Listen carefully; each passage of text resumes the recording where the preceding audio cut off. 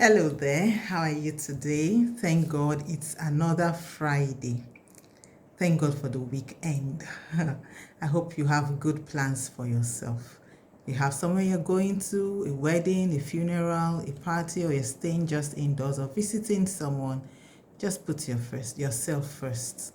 Put yourself first. Consider yourself, your health and all. Anyway, today I was discussing with someone. We just had, a conversation. We're talking, a colleague. And as we were talking, boom, it hit me. What to discuss today? I had something already penned down that I'm going to talk about. I guess I'll move that, you know. Usually I always have things to talk about. I write them down. But this time around, this one hit me and I felt, no, I should share this with you today. Now, what are we really looking at? We are looking at seeds planted. Seeds, S-E-E-D-S. Seeds planted. We all plant seeds, isn't it? Now, I'm not talking about the physical seeds of maybe cucumber or beans or corn or maize or so. Seeds are those things that we do, that will yield fruit tomorrow. These are seeds, They are those specific things that, will yield either good or bad. What are you planting in your life today or in this world today? Remember that whatever you plant is what you will harvest or you will reap. You cannot plant, I think it's, what's this? Majek Fashek, the Nigerian musician, reggae musician, that said you cannot plant, I think, cassava and reap cocoyam. In that his song, you can't plant maize and reap beans. It is what you sow that you will certainly harvest, right? Now, what seeds are we planting? As a parent, for instance, God has given you the privilege to, parent children, bring them up in his way, in the right way, which is God's way, What are you planting in their heads? That is what you will see. In fact, whatever attitude your child brings up today is your report card. It's what you have already sown in him that you actually see. So that is for parenting. Now, you as an individual, you are married, you are not married, whatever status you are right now, what seeds are you planting and what will you harvest eventually? Now, my own father lived his life. He planted seeds. I am one of that seed, right? And apart from that, his seeds still speak, even haven't left this world for some years now.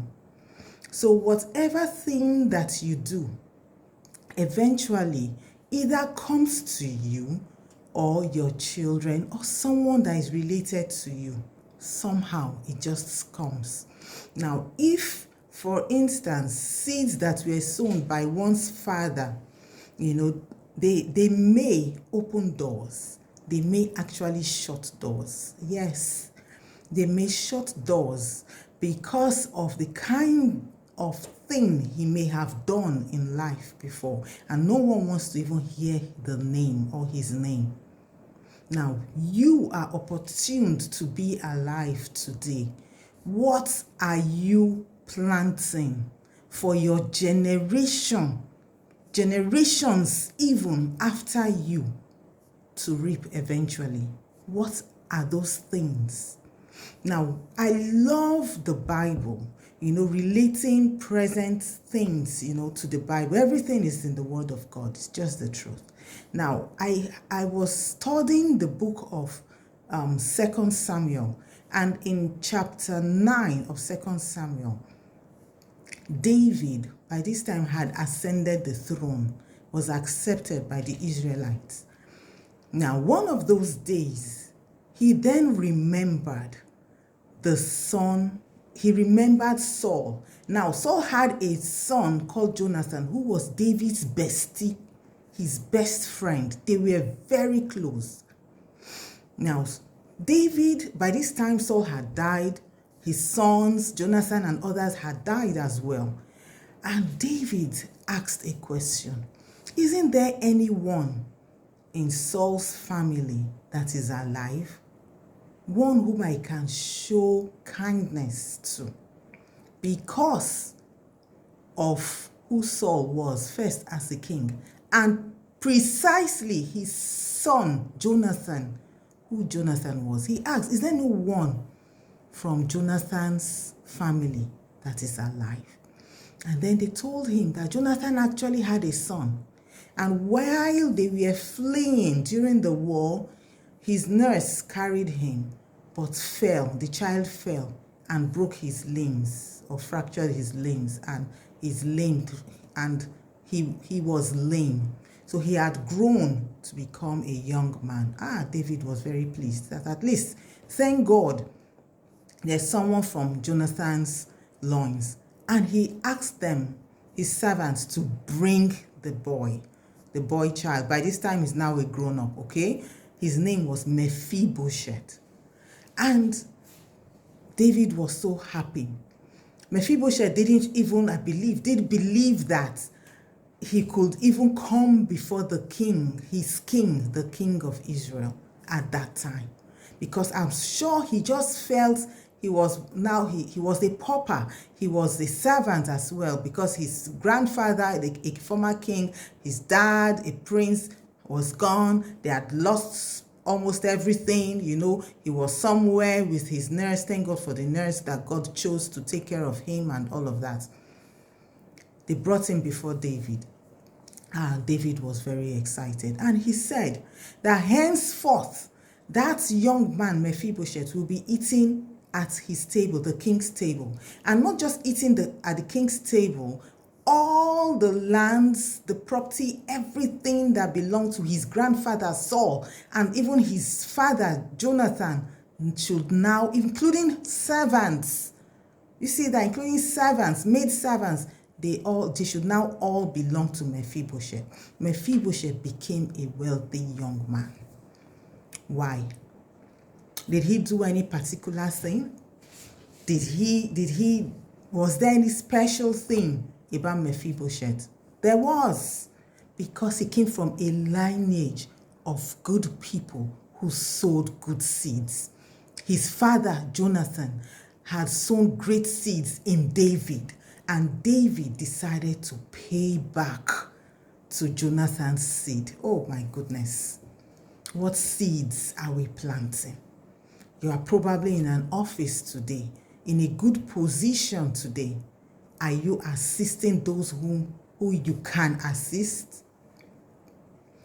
Or do you look down on people and you raise fire and brimstone on them like you own the world, forgetting that you've got a creator who puts you there? Whatever position, wherever you find yourself, we should be conscious of the fact that God put us there, and it's for a reason. And henceforth, we should sow good seeds. It may not come directly to you, like I said. The seeds my own father sowed are not, yes, he reaped, yes, some of the seeds that he sowed. But I, his daughter, I'm still getting some of these benefits, or these seeds, I'm still harvesting of the good seeds that he planted. How about you and I, me? What am I sowing? We need to think hard about these things. What impact are we making in our world today, in our little corner that you find yourself? Or do you just blow up yourself, your position, who you are? Do you know who I'm talking to? Do you know who I am and all of that? Who are you? Do you understand what we're talking about here? What seeds are you sowing? Jonathan had sown a good seed in David. And David remembered Jonathan. Was Jonathan still alive to see that? No, he wasn't. But his son gained from what his father had done earlier. Yes, his grandfather was after David's life, and all of that. But nevertheless, his son, the grandfather's son, was David's best friend and remained so. So in this kind of situation, this kind of thing where you find yourself or wherever you find yourself, the seeds you sow matters a lot. It also matters, the kind of people in that your circle also matters a lot. Because sometimes you could get carried away by the people around you. You may think that you have arrived, forgetting that you are only there for just a time, for just a short while or for a while. You can't be there forever. Let's learn to sow seeds. Let's not hold people down. Maybe because you didn't get to where you are on a platter of gold, and so others shouldn't get to that position on a platter of gold either. In fact, they need to sweat it out. You don't do that. It's not fair. If the road to where you are is clear, if it's open for others, then let it be open. You don't start tightening the noose, and all of that. Say, after all, I worked hard. Yes, they will work hard for it as well, but you don't deliberately delay people, for instance, from achieving what they need to achieve in life.